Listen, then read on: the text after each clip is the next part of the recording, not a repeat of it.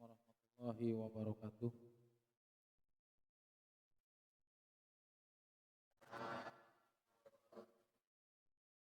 Innal hamdalillah nahmaduhu wa nasta'inuhu wa nastaghfiruh wa na'udzu billahi min syururi anfusina wa min sayyiati a'malina. May yahdihillahu fala mudhillalah wa may yudlil fala hadiyalah. Asyhadu an la ilaha illallah wahdahu la syarikalah wa asyhadu anna Muhammadan abduhu wa rasuluhu alladzi la nabiyya ba'da. Qala Allah Ta'ala fi kitabihil karim ya ayyuhalladzina amanullaha haqqa tuqatih wa la tamutunna illa wa antum muslimun. Ya ayyuhan nasu taqu rabbakumul ladzi khalaqakum min nafsin wahidah wa khalaqa minha zawjaha wa batha minhuma rijalan katsiran wa nisaa'a wattaqullaha alladzi tasaaluna bihi wal arham innallaha kana 'alaikum raqiba. Ya ayyuhalladzina amanu taqullaha wa qulu qawlan sadida yuslih lakum a'malakum wa yaghfir lakum dzunubakum wa may yuti'illaha wa rasulahu faqad faza fawzan 'azima. Amma ba'du. Alhamdulillah, segala puji hanya milik Allah Subhanahu wa taala. Kita memohon berlindung serta bertobat kepadanya, dan kita bersaksi bahwasanya tidak ada Tuhan yang berhak disembah kecuali Allah Subhanahu wa taala.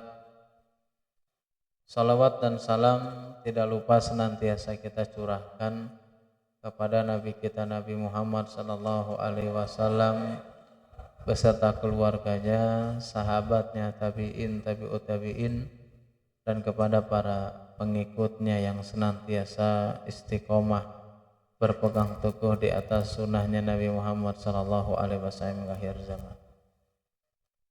Alhamdulillah, atas izin Allah Subhanahu wa taala, pada kesempatan kali ini kita bisa bertemu kembali untuk sama-sama mendengarkan apa yang dijelaskan dalam Al-Quran dan hadis Nabi Sallallahu Alaihi Wasallam. Apalagi tema yang akan kita bahas kali ini itu adalah pembahasan yang sangat penting, yaitu penjelasan tentang masuk surga tanpa hisab. Jadi masuk surga tanpa hisab itu gimana itu?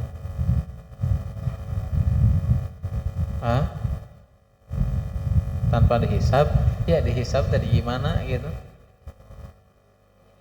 Tanpa dihitung, tanpa diadili dan semisalnya. Pasti setiap kita, ya setiap orang yang beriman pasti mengharapkan surga. Kenapa? Coba pengen masuk surga, kenapa?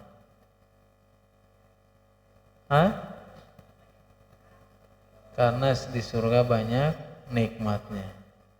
Kenapa pengen masuk surga? Banyak makanan, itu banyak nikmat juga. Ya makanya Nabi Sallallahu Alaihi Wasallam menjelaskan kepada kita semuanya, kalau kita masuk ke dalam surganya Allah Subhanahu Wa Taala, Nabi Sallallahu Alaihi Wasallam menjelaskan kepada kita semuanya, ya wa innakum, ya kalau seandainya kalian itu masuk surganya Allah Subhanahu wa taala, antasihu falantasqumu abadan. Kamu kalau masuk surganya Allah Subhanahu wa taala akan sehat terus, enggak akan pernah merasakan sakit. Wa antahya falantamutu. Terus kalau kamu masuk surga itu akan hidup terus, enggak akan merasakan kematian. Bahkan kata Nabi SAW mengatakan apa? Wa antashibbu fala tahrumu abadan. Ya, kamu kalau masuk ke dalam surganya Allah Subhanahu wa taala itu akan selalu muda. Enggak akan mengalami tua. Kemudian yang terakhir kata Nabi SAW, kalau kamu masuk ke dalam surganya Allah Subhanahu wa taala, ya, maka kalian akan senantiasa merasakan kebahagiaan, nggak pernah merasa sedih. Beda dengan di dunia, di dunia mah kadang sehat, kadang sakit, kadang ya nggak selamanya hidup, ya mati juga. Di dunia ini nggak selamanya muda, makanya kita juga akan mengalami tua. Bahkan yang namanya di dunia itu nggak akan pernah merasa bahagia selamanya. Ada sedih, ada bahagia, itulah dunia. Ya kalau kita merasakan kesedihan, kadang bahagia, kadang sedih, ya itulah hakikat dunia. Karena kalau kita ingin bahagia selamanya, ya bukan di dunia tempatnya, adalah di dalam surganya Allah Subhanahu wa Ta'ala. Makanya ini diantara alasan kenapa orang-orang yang beriman, atau khususnya diri kita masing-masing, itu betul-betul mengharapkan masuk ke dalam surganya Allah Subhanahu wa Ta'ala. Tapi masuknya kita ke dalam surga itu justru kita ingin masuknya tanpa hisab, tanpa disidang dulu, tanpa diadili dulu. Karena persidangan Allah Subhanahu wa Ta'ala, diadili oleh Allah Subhanahu wa Ta'ala di padang mahsyar, itu bukan hal yang sepele. Kita disidang di padang mahsyar itu bukan hal yang mudah, tapi hal yang sangat sulit. Kita kalau disidang sama guru aja kan takut ya, meskipun kita bisa berbohong. Tapi kalau kita disidang di akhirat kelak, itu lebih mengerikan lagi. Makanya Aisyah radhiyallahu ta'ala anha, siapa Aisyah itu? Salah satu istri Rasulullah SAW. Aisyah radhiyallahu ta'ala anha itu pernah menangis ketika ditanya apa yang menyebabkan Aisyah ini nangis. Itu yang belakang jangan main-main aja, itu yang bercanda aja itu. Nanti kalau bercanda suruh ke depan itu. Suruh di depan aja kali ya, biar nggak bercanda ya. Ayo maju ke depan sini. Jadi kalau bercanda terus nanti suruh di depan. Kalau nggak mau di depan, dengarkan ya dengan baik. Nanti di akhir ya seperti biasa kita tanya ya, yang nggak bisa jawab gimana tuh nanti? Berdiri aja ya, jangan disuruh pulang. Yang nggak bisa jawab suruh pulang itu mah pengennya kayak gitu. Ya, sampai di mana barusan? Masya Allah, istrinya Nabi Shallallahu Alaihi Wasallam itu adalah Aisyah radhiyallahu taala anha. Itu pernah nangis. Ketika nangis itu ditanya, apa yang menyebabkan engkau menangis? Kemudian Aisyah radhiyallahu taala anha nangis itu karena ingat dengan neraka. Coba bayangkan. Itulah orang yang beriman. Ketika ingat dengan neraka, mereka menangis meneteskan air mata. Berbeda dengan kita. Kita dijelaskan neraka berkali-kali, berbagai macam siksaan di dalamnya, tapi kita tidak pernah menangis. Jangankan menangis, kita merasa tidak tahu. Kenapa? Karena kurangnya keimanan kita. Karena saking banyak dosa dan kemaksiatan, akhirnya apa? Nggak pernah nangis. Padahal dijelaskan tentang neraka, siksaan di dalamnya, nggak pernah takut. Ya makanya ini yang harus kita pahami. Kenapa Aisyah nangis? Karena ingat neraka.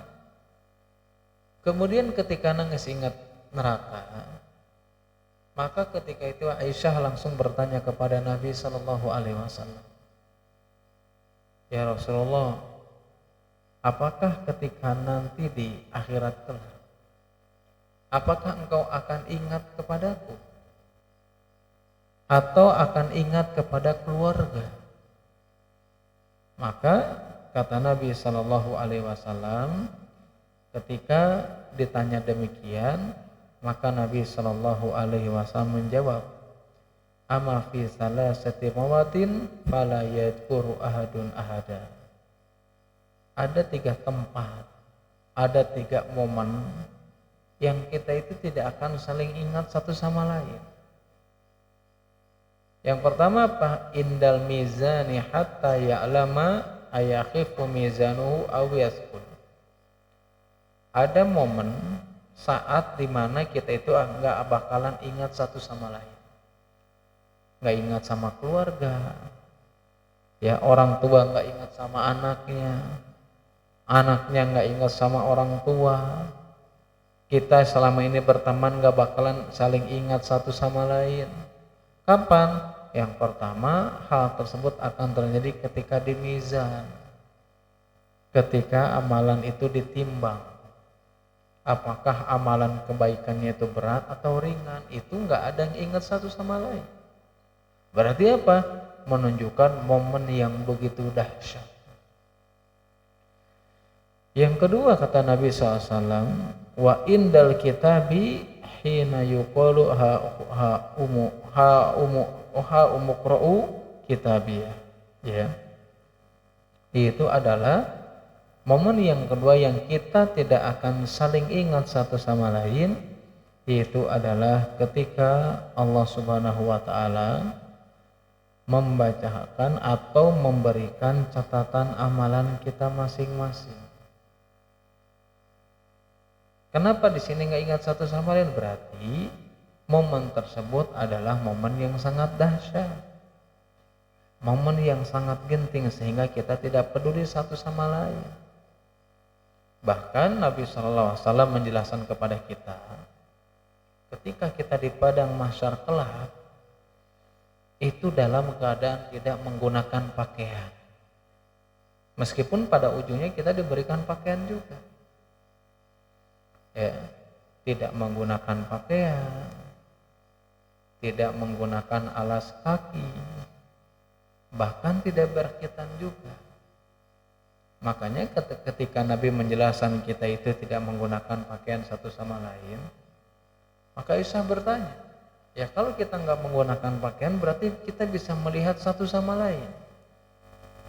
Tapi kata Nabi Shallallahu Alaihi Wasallam menjelaskan, al-amru laisa kadzalik. Ketika di padang mahsyar kita nggak akan pernah terpikir melihat satu sama lain. Ketika di hari penghisaban, ya, kita tidak akan pernah terpikir melihat satu sama lain. Kenapa? Kita memikirkan diri sendiri. Saking dahsyatnya, saking mengerikannya ketika hal tersebut terjadi. Makanya apa? Karena dahsyat, karena ngerinya momen seperti itu, ini yang menjadikan orang-orang yang beriman atau khususnya kita semuanya ingin masuk surga tanpa hisab. Karena dihisab itu hal yang mengerikan. Dihisab itu adalah momen yang dahsyat. Apakah kita semuanya bisa menjawab pertanyaan Allah Subhanahu wa taala? Nanti kita semuanya akan dinampakkan di hadapan Allah Subhanahu wa taala tentang berbagai amalan yang selama ini kita lakukan. Amalan soleh atau amalan buruk. Semuanya akan ditanyakan oleh Allah Subhanahu wa taala. Apalagi di hari penghisaban tersebut seseorang tidak akan mampu menggeserkan kakinya. Jangankan pergi meninggalkan tempat hisab, menggeserkan kakinya aja nggak bisa, melangkahkan kakinya aja nggak bisa. Sampai kapan?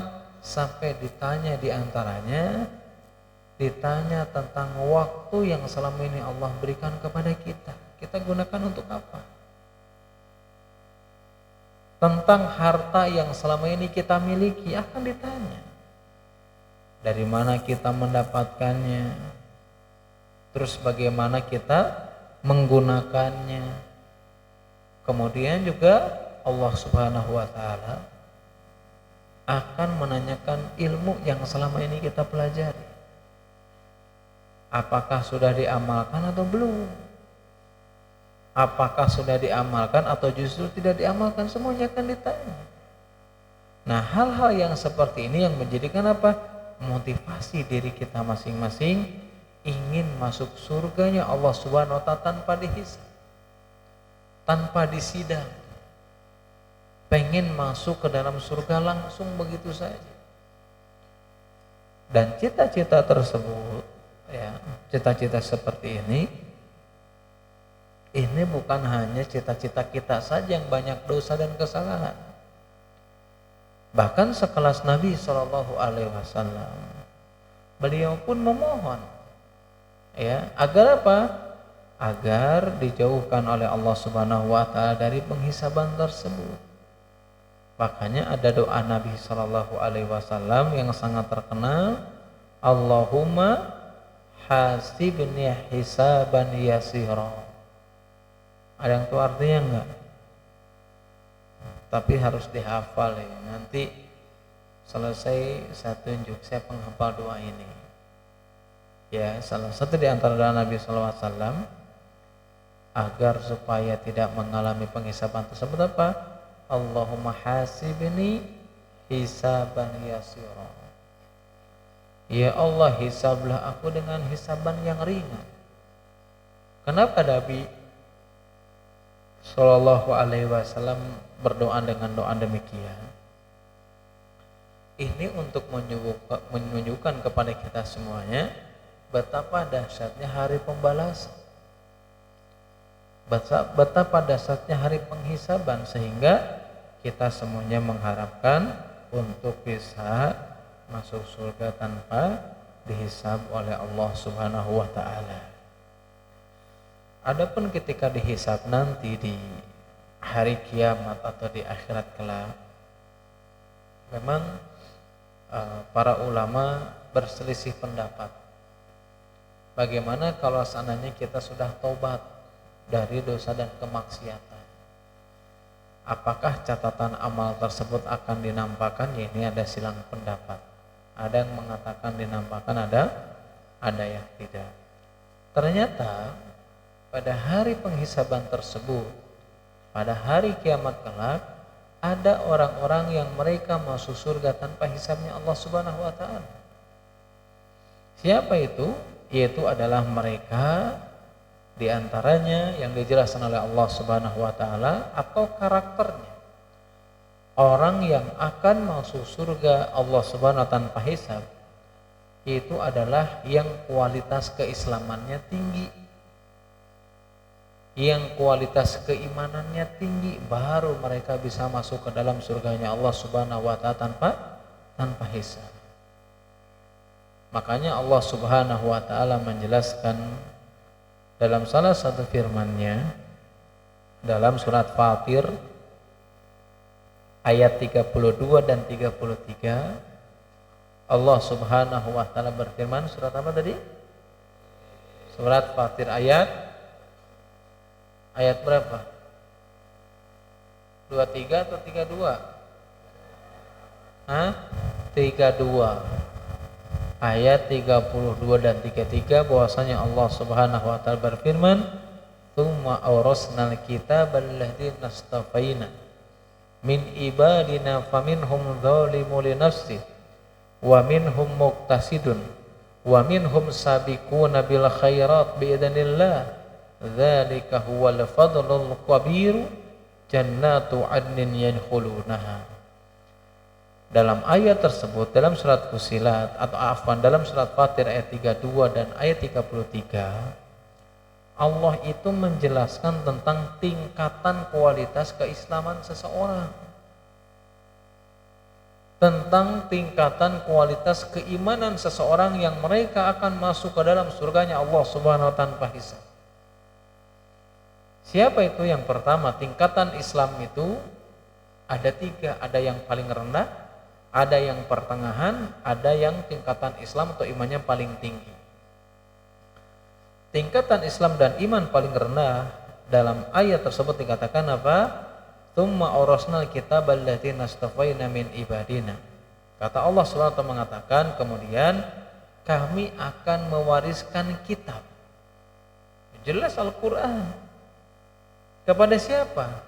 Min ibadina, kepada sebagian dari hamba-hambaku. Siapa hamba-hamba ini, kualitas keislamannya kayak gimana? Ternyata ada beberapa golongan. Golongan yang pertama, faminhum dzalimun li nafsi.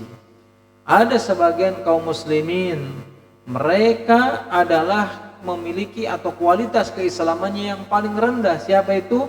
Dzalimun li nafsi, adalah orang yang senantiasa mendolimi dirinya sendiri. Apa maksudnya mendolimi dirinya sendiri apa? Apakah suka mukul-mukul sendiri? Itu enggak.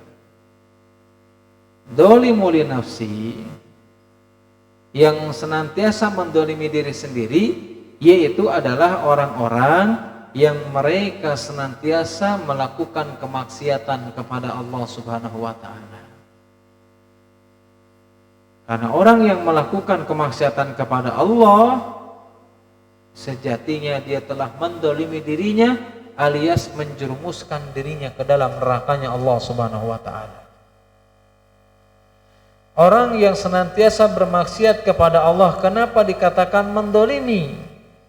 Karena sejatinya dengan dosa dan kemaksiatan, orang tersebut menjauhkan dirinya dari Allah Subhanahu wa Ta'ala. Dan orang-orang yang jauh dari Allah Subhanahu wa Ta'ala, mereka tidak akan pernah bahagia. Mereka tidak akan pernah bahagia baik di dunia ataupun di akhirat. Justru apa? Mereka hidupnya sempit. Mereka sering merasakan kekhawatiran. Mereka sering merasakan kegalauan. Kenapa? Karena disebabkan dosa dan kemaksiatan, yang itu adalah sejatinya dia telah mendolimi dirinya sendiri. Ada tingkatan yang pertengahan. Ya, ada tingkatan yang pertengahan.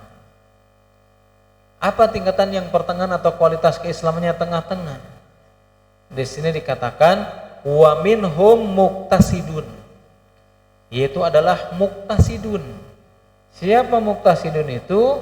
Orang yang kualitas keislamannya pertengahan. Artinya apa? Siapa mereka ini? Mereka ini orang-orang yang hanya mencukupkan dirinya melaksanakan kewajiban aja. Orang ini hanya sekedar meninggalkan yang diharamkan saja. Jadi kalau ada orang atau diri kita hanya melakukan kewajiban saja, meninggalkan atau tidak mengerjakan sunnah-sunnahnya, atau hanya meninggalkan yang diharamkan dan tidak meninggalkan sesuatu yang makruh, maka berarti kualitas keislaman kita adalah kualitasnya pertengahan. Kualitasnya apa? Pertengahan. Ada orang atau kaum muslimin yang kualitas Islamnya itu adalah kualitas yang paling tinggi. Nah, ini orang-orang yang akan masuk ke dalam surganya Allah Subhanahu wa Ta'ala tanpa hisab. Siapa itu? Yaitu adalah orang yang bukan hanya sekedar mengerjakan kewajiban, tetapi dia juga mengerjakan sunnah-sunnah Nabi, sunnah-sunnah Rasulullah Sallallahu Alaihi Wasallam. Yang kedua, dia juga bukan hanya sekedar meninggalkan sesuatu yang diharamkan, tapi dia juga meninggalkan perkara-perkara yang makruh, perkara-perkara yang dibenci. Bahkan mereka meninggalkan perkara-perkara yang mubah, perkara yang dibolehkan tapi berlebih-lebihan, maka dia tinggalkan. Nah, kalau sifat ini ada pada diri kita masing-masing, selain mengerjakan kewajiban, mengerjakan sunnah-sunnahnya, selain meninggalkan yang diharamkan, meninggalkan yang makruh juga, bahkan meninggalkan yang mubah, yang berlebihan. Kalau ini ada pada diri kita masing-masing, berarti kita termasuk seorang muslim yang memiliki kualitas yang tinggi. Salah satunya apa? Ya, kewajiban kan banyak. Apa aja itu? Saya nanyanya Itu yang pakai peci yang dekat jendela yang lagi tidur itu siapa itu?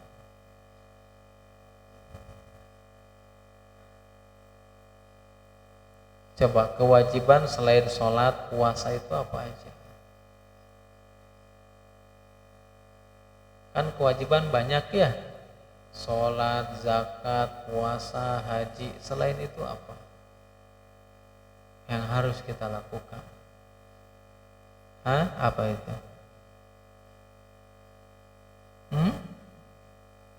Apa katanya? Selain itu, selain sholat, zakat, puasa, haji, selain itu. Awas sudah dikasih tahu, salah lagi nanti. Apa itu? Berbakti kepada orang tua. Berarti berbakti kepada orang tua adalah kewajiban. Terus caranya berbakti teh kayak gimana? Gimana cara berbaktinya Kiandra? Cara berbakti kepada orang tua itu seperti apa? Hah? Cara berbakti kepada orang tua itu kumaha carana? Hah? Boleh dibantu sama yang sampingnya. Itu siapa? Yang sebelah sini. Itu yang angkat tangan. Gimana cara berbakti kepada orang tua itu gimana tuh? Hah? Masa kita nggak tahu cara berbakti kepada orang tua gimana? Salah satunya nurut sama orang tua. Berarti kalau nggak nurut, nggak berbakti. Kenapa kita harus berbakti sama orang tua? Wajib, kenapa? Hah? Salah satunya karena orang tua itu atau ibu kita yang sudah melahirkan kita. Itu satu jawabannya. Yang kedua, karena ridho orang tua itu adalah ridhonya Allah Subhanahu wa Ta'ala. Makanya kita wajib. Perjuangan mereka untuk kita ini adalah perjuangan bukan yang hal sepele. Mereka bagaimana caranya banting tulang, ya, cari nafkah, cari uang dari mulai melahirkan, supaya apa? Supaya kita tumbuh bahagia, supaya kita tumbuh dalam ketaatan kepada Allah Subhanahu wa Ta'ala. Coba bayangkan kalau seandainya kita, maaf ya, seandainya kita nggak punya orang tua, ya, dan ini harus kita pikirkan. Yang akan menjadikan kita memudahkan masuk ke dalam surganya Allah Subhanahu wa Ta'ala, salah satunya berbakti kepada orang tua. Makanya apa? Kita nggak pernah tahu orang tua ini, ya, mereka ini menahan rasa sakit, menahan rasa lelahnya, selalu menunjukkan kebahagiaannya supaya apa? Supaya kita bahagia juga. Tapi kalau kita nggak berbakti kepada orang tua, berarti apa? Berarti sama saja kita durhaka alias tidak pernah ingat dengan pengorbanan mereka. Ya, sampai saat ini kita bisa belajar di sini semuanya atas izin Allah melalui orang tua kita masing-masing. Harus sayang sama mereka. Ya, orang tua ini bagaimana berusaha semaksimal mungkin untuk kebahagiaan kita. Kita diberikan pakaian yang terbaik, dibeli uang dikasih uang jajan yang banyak, dan itu tidak semua orang bisa mendapatkan. Coba bayangkan kalau seandainya ibu kita, bapak kita meninggal, sama siapa kita di rumah? Siapa akan mengurus kita? Padahal orang tua ini, kalau kita sakit, dia adalah mereka orang yang gak bisa tidur, memikirkan kesehatan kita. Orang tua inilah orang yang selamat ketika kita sakit. Mereka merasakan kesedihan, khawatir, ya, khawatir kematian datang kepada diri kita masing-masing. Banyak mungkin di antara kita ada orang tuanya yang mungkin tidak seberuntung orang tua yang lainnya. Harus nyari uang dalam keadaan susah. Ada orang tua yang nyari uang dengan jarak yang jauh, berjalan jauh dulu, pengorbanan yang luar biasa. Dan itu semuanya demi diri kita masing-masing. Kalau kita nggak taat sama orang tua nanti bakal nyesal. Makanya tadi dikatakan ridho Allah itu sejajar atau ya berbanding lurus dengan ridhonya orang tua kita masing-masing. Coba lihat ya dengan pengorbanan mereka yang selama ini diberikan kepada kita. Jadi orang yang masuk ke dalam surga itu atas seorang muslim itu tingkatannya ada berapa? Ada 3. Yang pertama siapa itu? Orang yang iman rendah itu yang kayak gimana? Yang menzalimi diri sendiri. Yang kedua, orang yang imannya siapa mereka ini? Hanya sekadar melakukan kewajiban, meninggalkan larangan. Ada tingkatan Islam yang paling tinggi, siapa mereka?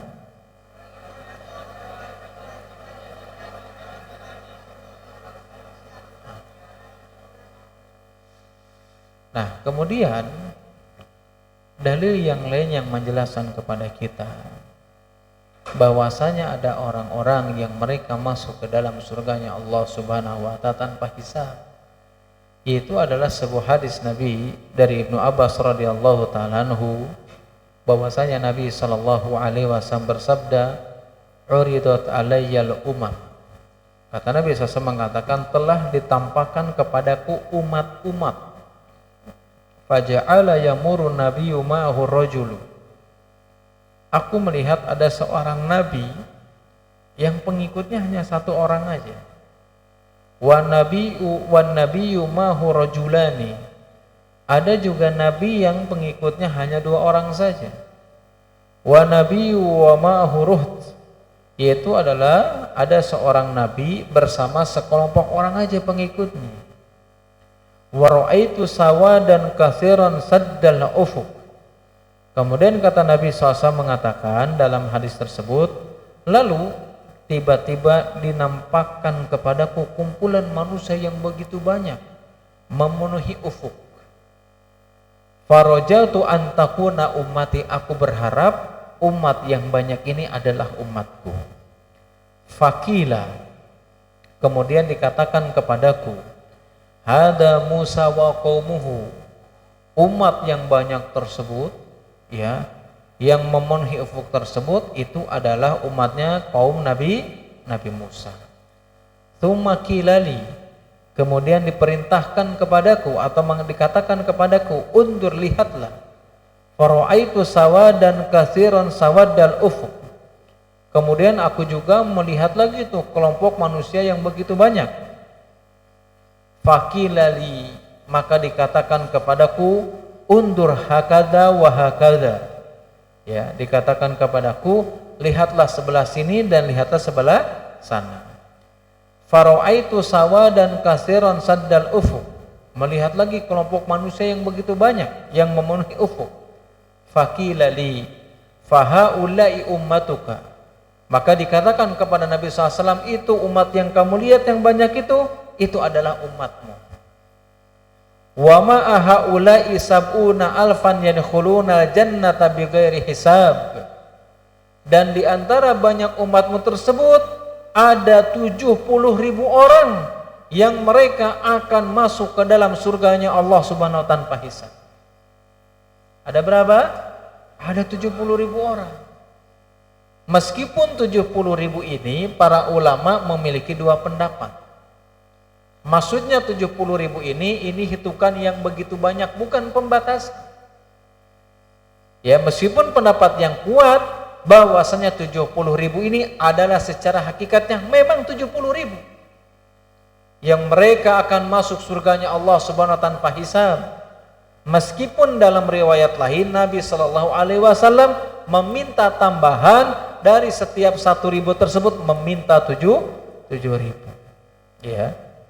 Ya, dari 1.000 tersebut atau 10.000 tersebut, ya, Nabi Shallallahu alaihi wasallam meminta kepada Allah Subhanahu wa taala setiap 1.000 orang dari mereka adalah 70.000. Berarti apa? Ini jelas menjelaskan kepada kita semuanya bahwasanya ada kelompok Nabi atau umatnya Nabi Shallallahu alaihi wasallam yang mereka masuk ke dalam surganya Allah Subhanahu wa taala. Di antaranya berapa? 70.000 orang yang bisa masuk surganya Allah Subhanahu wa taala tanpa hisab. Terus karakternya mereka ini seperti apa? Ciri-cirinya yang 70.000 orang masuk surga tanpa hisab itu gimana ciri-cirinya? Maka Nabi Shallallahu alaihi wasallam menjelaskan 70.000 tersebut atau di antara ciri-cirinya yang akan masuk ke dalam surganya Allah Subhanahu wa taala tanpa hisab, yang diberikan kemudahan oleh Allah Subhanahu wa taala, yaitu adalah kata Nabi sallallahu alaihi wasallam, humul ladzina la yastarqun. Yang pertama itu yang bisa masuk ke dalam surganya Allah tanpa hisab, yang pertama la yastarqun. La yastarqun itu apa? Tidak pernah meminta diruqyah. Ya, orang yang akan masuk ke dalam surganya Allah tanpa hisab adalah orang yang mereka tidak pernah meminta untuk diruqyah. Berkaitan dengan ruqyah ini, orang itu berbeda-beda. Ada orang yang meruqyah orang lain, oh jelas ini boleh. Atau ada orang yang dia tanpa meminta ruqyah tapi orang langsung meruqyahnya, ini juga boleh. Yang dimaksudkan dalam hadis ini adalah seseorang meminta ruqyah. Meskipun hukum asalnya meminta ruqyah itu boleh, nggak haram. Meskipun sebagian ulama ada yang memakruhkan. Kenapa Nabi Shallallahu alaihi wasallam melarang bagi orang yang mengharapkan masuk surga tanpa hisab, melarang meminta ruqyah? Karena ketika seseorang meminta ruqyah, mereka akan bergantung kepada orang yang meruqyahnya. Meskipun kalau kita meminta ruqyah nggak dosa juga. Terus bagaimana Ustadz? Saya pernah minta ruqyah ini. Apakah saya harus bertobat? Enggak usah, dah bukan dosa. Tetapi apa? Memperbaiki diri, banyak berdoa supaya kita termasuk menjadi orang apa? Yang masuk ke dalam surganya Allah Subhanahu wa taala tanpa hisab. Begitu juga ketika kita diminta untuk meruqyah orang lain, kalau kita mampu silakan aja boleh. Dan ini adalah sebuah amal kebaikan. Makanya Nabi sallallahu alaihi wasallam bersabda, man istata'a minkum an yanfa'ahu falyaf'al. Kata Nabi SAW mengatakan, man istata'a minkum, siapa di antara kalian yang memiliki kemampuan an yanfa'a, yaitu adalah memberikan atau memberi manfaat atau bermanfaat untuk saudaranya, falyaf'al, maka lakukanlah. Ya, makanya kenapa kita tidak meminta, atau kalau kita ingin masuk surga tanpa hisab tidak meminta ruqyah, supaya kita mau mendahulukan tawakal kepada Allah Subhanahu wa taala. Supaya kita ikhtiar kepada Allah Subhanahu wa taala dengan berusaha semaksimal mungkin meruqyah diri kita sendiri. Supaya apa? Supaya tidak ada ketergantungan kepada orang yang memberikan ruqyah. Karena kalau orang sudah bergantung sama orang lain, itu pasti akan disetir. Orang kalau bergantung sama orang lain itu akan menjadi tawanan. Jadi tawanan itu apa? Disetir. Makanya Ibnu Taimiyah rahimahullah ta'ala mengatakan, ihtaj ila man syi'ta takun asirahu. Kata Syekhul Islam mengatakan apa? Ihtaj ila man syi'ta, mintalah kepada siapapun yang kamu kehendaki. Takun asirahu, kamu kalau minta kepada orang, kepada siapapun yang kamu kehendaki, maka kalian akan menjadi tawanannya, akan dipermudah. Ya makanya kalau kita nggak darurat amat ya jangan mintalah sama orang itu. Kenapa? Kita akan menjadi tawanan. Meskipun ya para ulama menjelaskan meskipun ya di antara cara agar seseorang bisa masuk ke dalam surga Allah Subhanahu wa taala tanpa hisab adalah ketika dia tidak meminta ruqyah, tapi ada pendapat ulama, ada namanya ulama yang bernama Syekh bin Baz. Syekh bin Baz rahimahullah taala ya menjelaskan apa? Membolehkan meminta ruqyah dan bahkan tidak mengeluarkan seseorang dari kesempatan masuk surga tanpa hisab. Kapan? Ketika dia darurat. Ketika betul-betul kondisi darurat, kemudian dia minta ruqyah, maka ketika meminta tersebut, kata Syekh bin Baz, itu tidak akan menghilangkan kesempatan seseorang bisa masuk surga tanpa hisab kalau dalam keadaan darurat. Tapi kalau kita tidak darurat, ya ruqyah diri sendiri. Dengan cara apa? Ada yang tahu meruqyahnya gimana? Salah satunya zikir pagi petang, ya, memperbanyak membaca Al-Quran, atau apa? Atau melakukan berbagai ketaatan yang diperintahkan oleh Allah Subhanahu wa taala.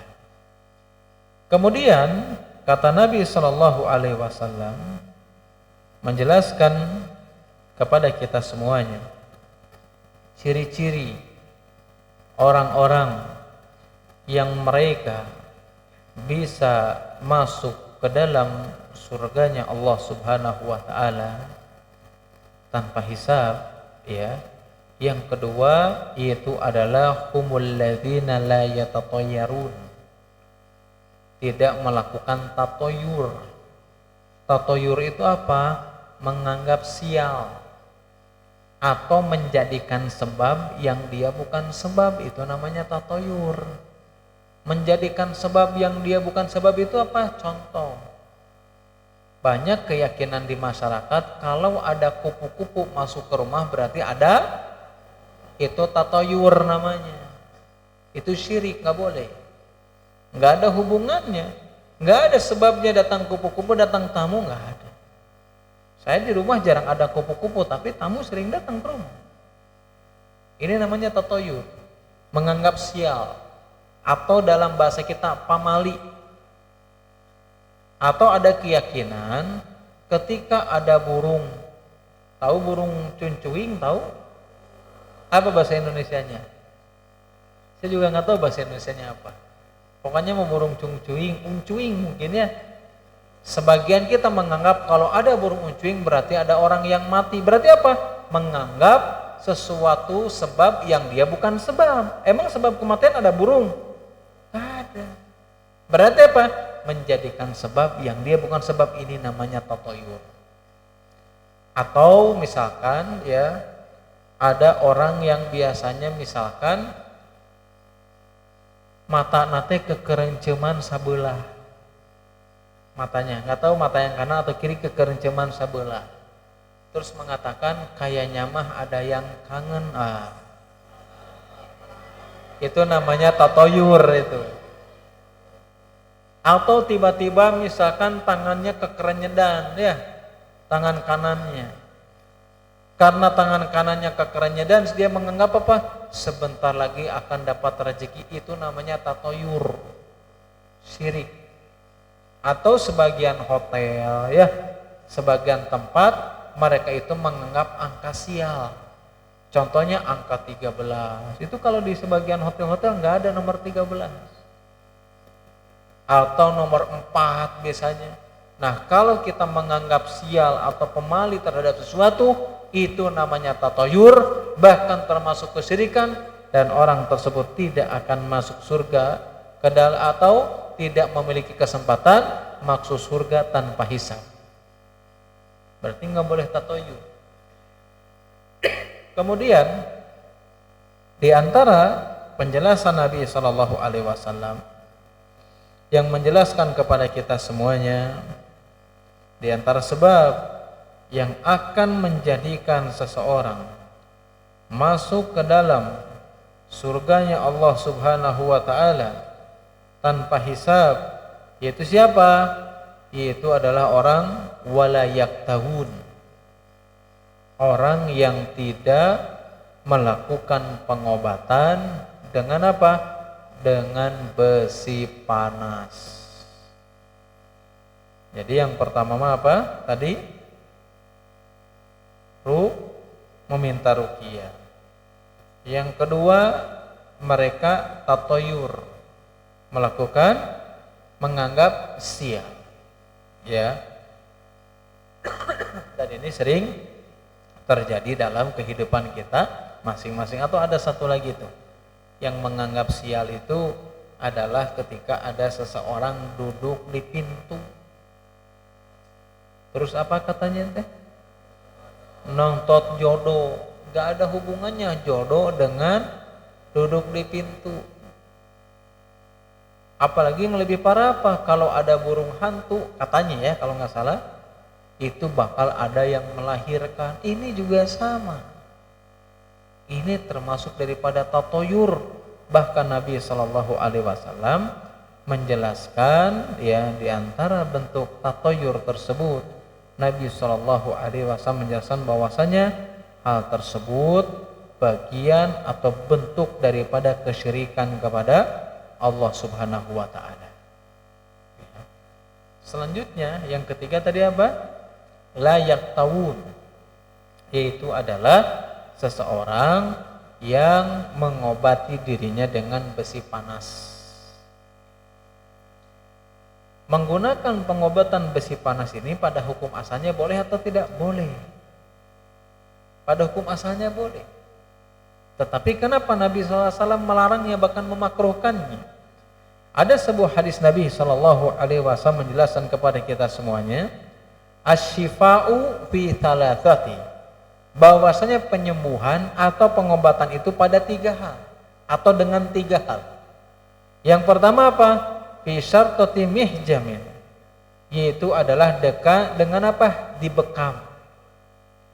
Yang kedua, au syarbati asal. Cara pengobatan yang kedua yaitu adalah dengan meminum madu. Au kayyatin bin narin, dan cara yang ketiga pengobatan yang dijelaskan Nabi SAW itu apa? Yaitu adalah au kayyatin bin narin, menggunakan besi yang dipanaskan. Kemudian kata Nabi SAW di akhir hadis mengatakan apa? Wa ana anha ummati anil kay, akan tetapi aku melarang umatku dari pengobatan dengan besi panas tersebut. Kenapa dilarang? Kenapa dimakruhkan? Kenapa orang yang melakukan pengobatan dengan besi tersebut tidak memiliki kesempatan masuk surga tanpa hisab? Atau bahkan Nabi melarang di sini memakruhkannya, kenapa? Karena ada beberapa alasan. Alasan yang pertama, orang yang melakukan pengobatan dengan besi panas tersebut itu sama dengan menyiksa dirinya sendiri. Yang kedua, karena dilarang oleh Nabi SAW. Kenapa? Karena obat atau pengobatan melalui besi panas tersebut itu salah satu obat yang manjur. Khawatir kalau menggunakan obat tersebut manjur, akhirnya apa?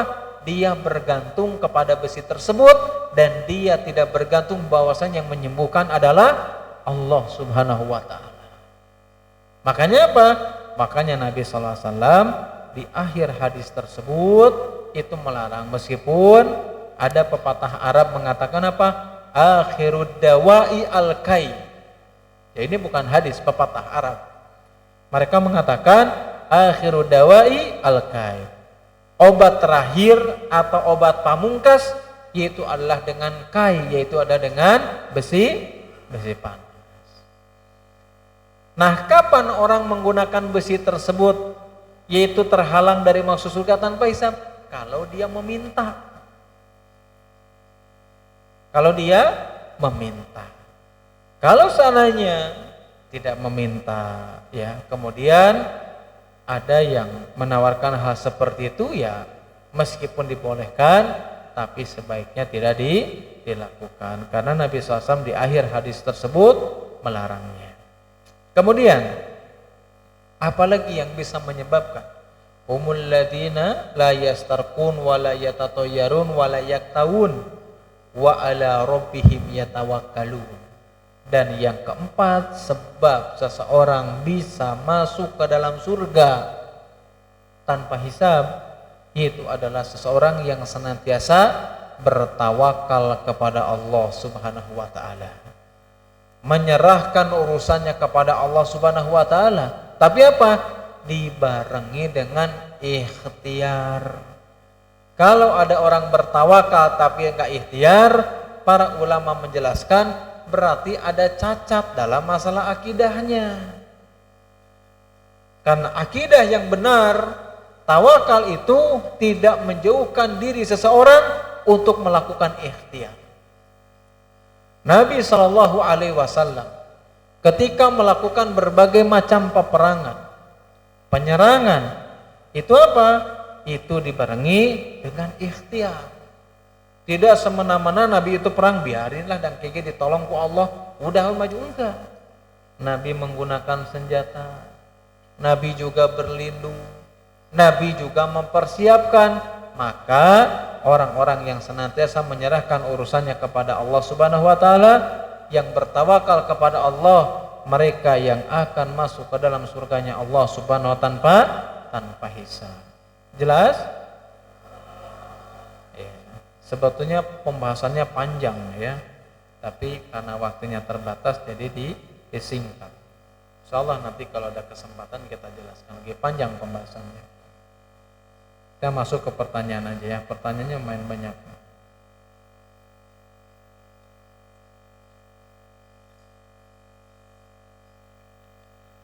Assalamualaikum Ustaz, izin bertanya, apa orang yang hanya menjalankan kewajiban saja itu masuk surga atau tidak? Sekian dari akhwat. Wassalamualaikum warahmatullahi wabarakatuh. Ya jelas ya, ketika kita hanya mengerjakan kewajiban dan menjauhi larangan, itu kebaikan, jelas kebaikan. Masuk surga ya kalau misalkan sesuai dan dilakukan ikhlas, masuk surga. Tapi kalau kita ingin maksimal surga yang lebih tinggi, harusnya bukan kewajiban aja, tapi sunnah-sunnah pun harus dilaksanakan.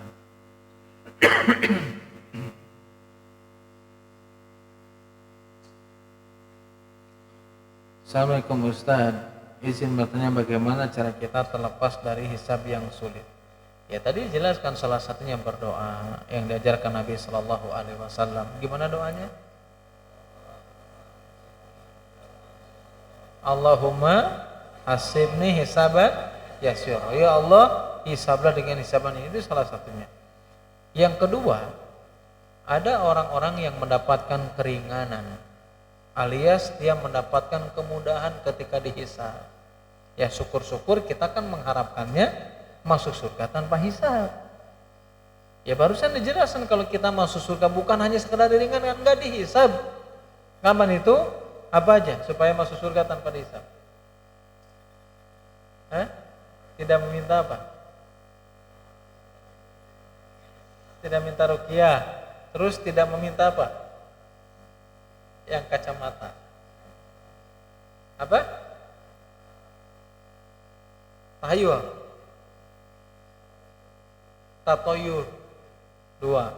Terus tidak melakukan apa lagi supaya masuk surga tanpa hisab. Jangan yang ngajak, saya nunjuk aja. Mana? Kok pas mau ditanya pada tunduk semua ini? Air belakang tembok aja lah. Apa? Yang ketiga, kan tidak meminta ruqyah, tidak tatoyur, kemudian tidak apa lagi?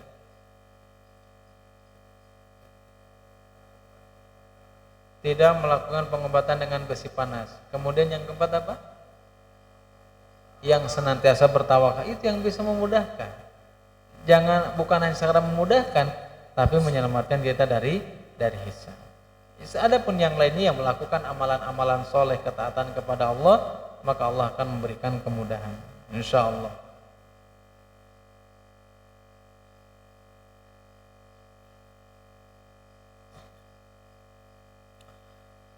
Assalamualaikum Ustaz, izin bertanya, kalau bayi yang meninggal dalam kandungan apakah masuk surga tanpa hisab? Karena kan bayi nggak punya dosa. Ya, insya Allah mereka akan menghuni surganya Allah Subhanahu Wa Taala. Ya, kalau misalkan meninggalnya ya bayi berarti belum balik. Kalau sudah balik ya harus dihisab dulu ya. Disesuaikan dengan amalan dan ya dosa yang mereka lakukan. Wallahu a'lam bishawab.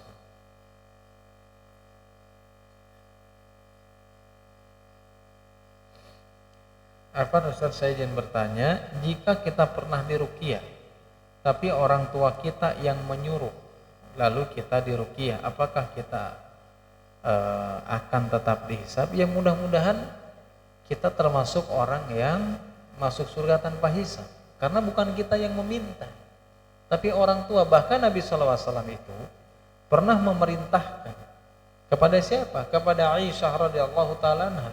Untuk apa? Untuk diruqyah. Berarti apa? Boleh. Ya mudah-mudahan hal tersebut tidak menghilangkan kesempatan kita masuk surga tanpa hisab.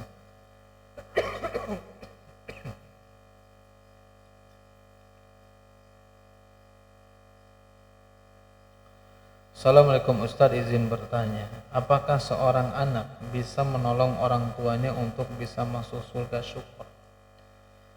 Ya bisa, makanya salah satunya apa? Ya supaya orang tua kita diampuni segala dosanya, banyak-banyak berdoa, mendoakan diampuni dosa-dosanya. Makanya kita sering berdoa apa? Rabbighfirli wali walidayya warhamhuma kama rabbayani shaghira. Bahkan anak yang soleh, ya anak yang soleh yang taat kepada Allah Subhanahu Wa Taala, mereka adalah orang-orang yang bisa mengangkat derajatnya. Jangan pernah dipikir kita akan bisa mengangkat derajat itu karena kekayaan. Ya, cuman di dunia aja orang tua kita jadi bangga.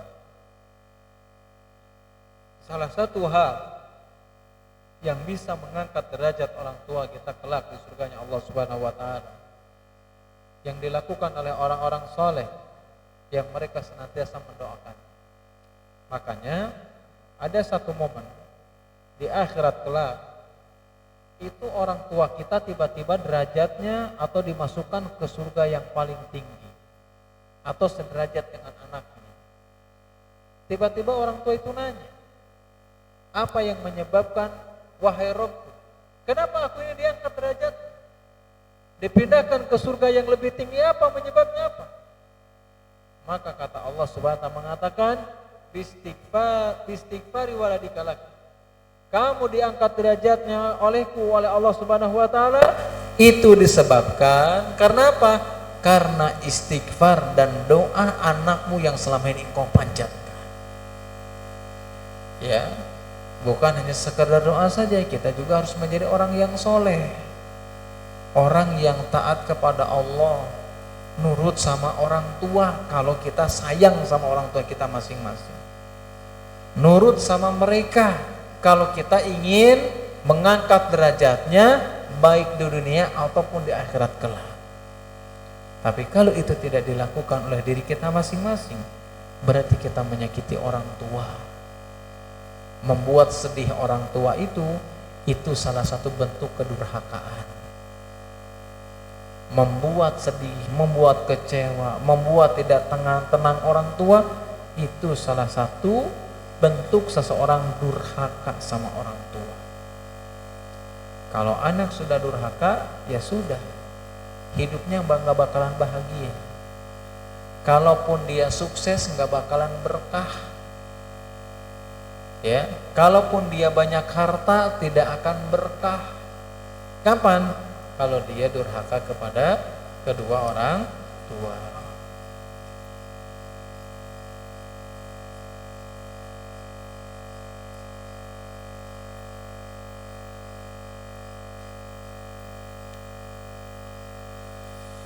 Ustadz, kalau lagi tengkurap terus kakinya naik turun, ada yang bilang kalau gitu ibunya cepat meninggal.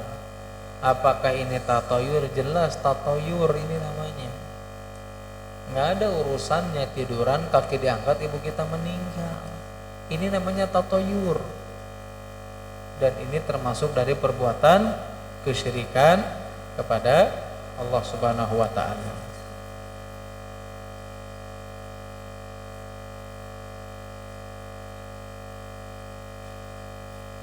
Bismillah Ustaz, izin bertanya, fungsi ruqyah itu untuk apa? Ruqyah ini pengobatan. Ya, baik pengobatan yang berhubungan dengan jasad kita atau berhubungan dengan hati kita, atau secara lahir atau batin. Nah, makanya ruqyah ini sangat penting. Tetapi kalau bisa kita tidak meminta ruqyah, artinya meruqyah diri sendiri. Ya, kalau seandainya kita selama ini susah melakukan ketaatan kepada Allah, sering malas-malasan ibadah, coba ruqyah diri sendiri. Bisa jadi apa?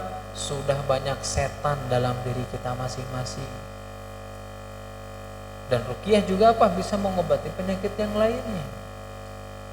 Makanya apa Nabi SAW atau dalam syariat Islam itu membolehkan melakukan pengobatan, bahkan tadi Nabi atau dalam hadis-hadis yang kita dengar dan ayat-ayat Al-Quran tentang kebolehannya kita meruqyah diri sendiri.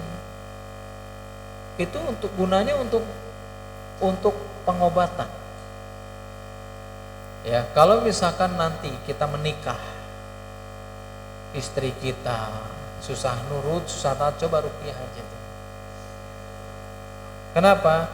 Karena setan bisa menguasai, sama dengan diri kita. Ya, kalau kita susah masuk belajar, ya, susah menghafal, susah melakukan ketaatan, berarti apa? Sudah banyak setan dalam diri kita, berarti harus diruqyah. Bukan hanya kesurupan aja, ya, bukan hanya sekedar kesurupan saja seseorang diruqyah. Karena nggak ada pertanyaan lagi, saya aja yang bertanya sekarang. Ya, saya aja yang bertanya, insya Allah. Jadi teman-teman nggak usah mikirin pertanyaan, saya aja yang mikirin pertanyaan, nggak apa-apa. Tadi kita jelaskan, ya, bahwa kualitas keislaman seseorang itu ada 3 macam. Apa dalil yang menjelaskan kalau tingkatan keislaman tersebut ada 3? Saya aja yang nunjuk, jangan ada yang kacau, saya aja. Siapa? Saya nanya, jangan tunduk-tunduk, kalau tunduk nanti malah ditanya sama saya. Pertama ingin bertanya, lurus dulu kali ya, lurus dulu ke sana tuh. Ya. Bin apa Bin? Nah, tingkatan Islam itu ada berapa tadi? Ada 3. Apa aja itu? Yang rendah, pertengahan, dan paling tinggi. Yang rendah itu yang kayak gimana? Yang rendah itu yang kayak gimana? Yang pakai kacamata aja. Yang rendah itu yang kayak gimana?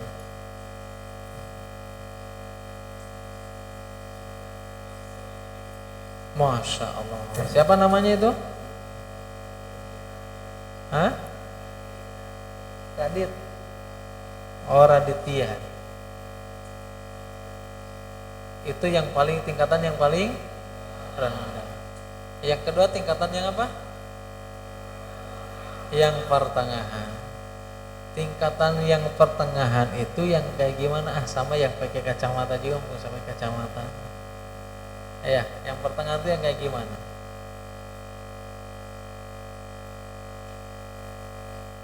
Ayo yang pakai kacamata belakang. Oh iya, di depannya ada kacamata juga ya. Yang belakang aja. Gimana yang pertengahan itu yang kayak gimana? Apakah yang pertengahan itu yang setengah-setengah, setengah matang, apa gimana? Yang kayak gimana?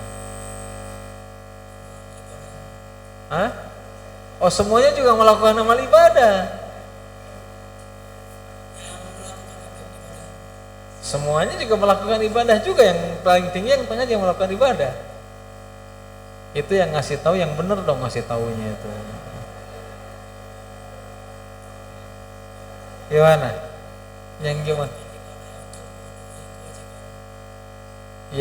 Yang melaksanakan ibadah memenuhi kewajiban. Jadi melaksanakan kewajiban aja gitu. Hah? Melaksanakan kewajiban aja. Siapa mereka itu? Orang-orang yang mengerjakan kewajiban. Orang-orang yang apa? Kualitas keislamannya yang kayak gimana? Yang pertengahan.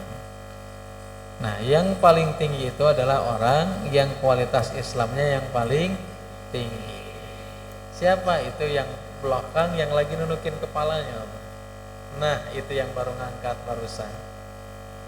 Nah, yang baru pakai peci itu barusan. Nah, ya. Apa itu tingkatan Islam yang paling tinggi itu yang kayak gimana tuh?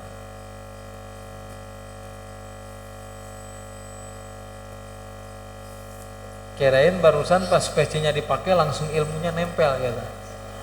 Hai, gimana? Masya Allah ya. Ternyata jangan tepuk tangan, gak usah tepuk tangan. Ternyata apa? Pecinya nggak sia-sia, pas ditempel langsung bisa jawab ya. Nah, itu ayat yang menjelaskan bahwasanya kualitas Islam itu ada 4 apa 3? 3. Tingkatan yang rendah, pertengahan, dan yang tinggi. Itu dijelaskan dalam surat apa? Nah, ya, saya mau nanya aja. Saya nanyanya yang lurusan saya yang peci hitam nih, sama kayak saya ini. Ya, yang depannya. Iya, gitu. Nah.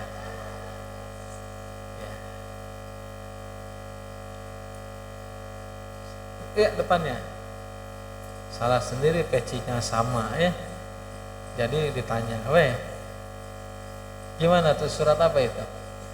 Surat Al-Baqarah atau surat Al-Maun?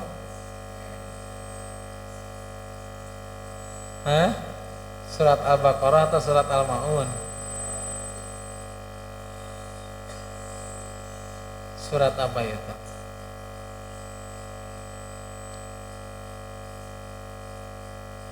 Sangga nih, penyerah.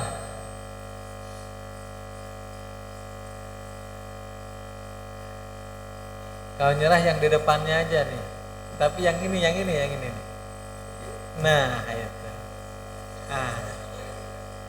Nah, itu sampingnya. Ya. Surat apa itu? Surat apa?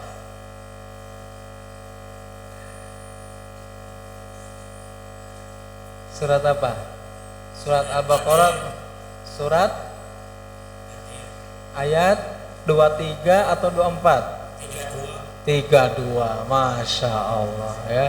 Barakallahu fiik. Kemudian yang terakhir ya, yang ingin saya tanyakan itu dari penjelasan yang tadi kita sudah sampaikan, siapa tadi yang menangis ingat neraka itu siapa? Aisyah radhiyallahu taala anha. Nangisnya kenapa? Ingat nerakanya Allah Subhanahu wa taala. Bahkan Aisyah juga menanyakan kepada Nabi sallallahu alaihi wasallam, ada momen, ada tempat yang kita itu tidak akan ingat satu sama lain. Salah satunya di mana? Di padang mahsyar ketika kapan? Ketika dihisab, ketika ditimbang, dan ketika diberikan catatan amalnya. Wallahu alam bishawab. Giliran wallahu alam bishawab tahu udah mau selesai, suaranya kenceng semua. Giliran disuruh jawab bebelak-bekan gitu ya. Ya, itu yang bisa disampaikan hari ini. Mudah-mudahan bermanfaat ya, meskipun singkat ya. Meskipun penjelasannya itu luas panjang tapi disingkat, mudah-mudahan bermanfaat khususnya bagi saya pribadi, umumnya bagi teman-teman semuanya. Mudah-mudahan kita semuanya diberikan kemudahan oleh Allah Subhanahu wa taala untuk mengamalkan setiap ilmu yang kita pelajari dan diberikan kesehatan dan senantiasa berada dalam lindungan Allah Subhanahu wa taala. Allahumma inni a'udzubika min ilmi la yanfa' wa min qalbi la yakhsha wa min nafsi la tasba wa min dawati la yustajabu laha. Subhanakallahumma wa bihamdika asyhadu an la ilaha illa anta astaghfiruka wa atubu ilaik. Wassalamualaikum warahmatullahi wabarakatuh.